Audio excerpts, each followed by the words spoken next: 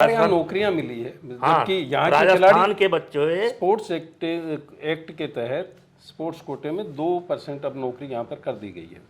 उसको लेकर के भी विवाद राजस्थान में हो रहा है कि पड़ोसी राज्य उनकी नौकरी खा रहे हैं, उनको नहीं मिल पा रहा। जी जी जी चल रहा है, विवाद चल रहा है।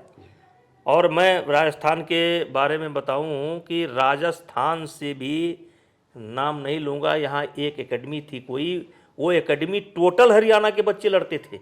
मैंने उस एकेडमी को बैन किया। मैंने कहा तुम ठीक है प्रैक्टिस कराते हो, वो कहते हैं मैं मेरे यहाँ प्रैक्टिस करते हैं। हम कहा प्रैक्टिस करते तो जाएं वो अपने राज्य से लड़े, आप अपने राज्य के बच्चों को सेलेक्ट करिए। ये सब तमाम कारण बने हैं जो ये मेरे ऊपर कृपा हुई है। मैं एक पढ़ता हूँ कि नगर नगर बदनाम हो गए मेरे आंसू। अगर आप कुश्ती का इतिहास देखेंगे लिखेंगे तो नगर नगर बदनाम हो गए मेरे आंसू, मैं उनका हो गया कि जिनका कोई पहरेदार नहीं था। पद लोभी आलोचक कर कैसे करते दर्द पुरस्कृत मेरा, मैंने जो कुछ गाया उसमें करुणा था श्रृंगार नहीं था। मैं एक नज़र से, क्योंकि हमें देश को लेकर के चल रहा है। हरियाणा से बैर नहीं है, हरियाणा का आज भी स्वागत है। सबसे अच्छा मेडल लाते हैं, कॉमनवेल्थ में सबसे ज़्यादा मेडल लाते हैं, एशिया में मेडल लाते हैं। उनके माँ बाप पूजनीय हैं, उनकी पूजा करना चाहिए, वो तकलीफ रह करके भी। लेकिन देश भी तो है भाई, क्या नॉर्थ ईस्ट से खिलाड़ी नहीं पैदा होना चाहिए? क्या खेल का माहौल नहीं होना चाहिए? खेल केवल मेडल के लिए होता है, खेल केवल मेडल के लिए होता है।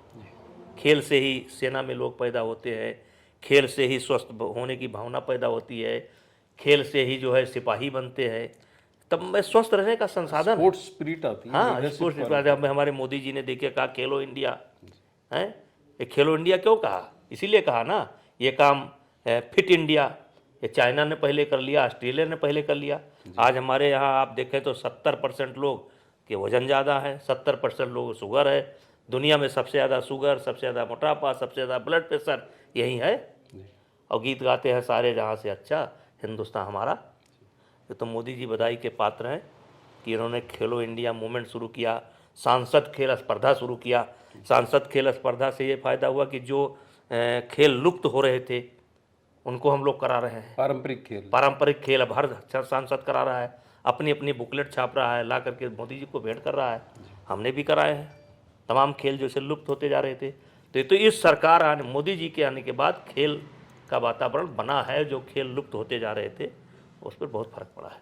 अच्छा, मुलायम सिंह भी पहलवान थे, आपका परिवार, आप खुद भी पहलवान हैं, लेकिन वहाँ पर कुश्ती पहलवानी इस तरह से डेवलप नहीं हो पाई उत्तर प्रदेश में।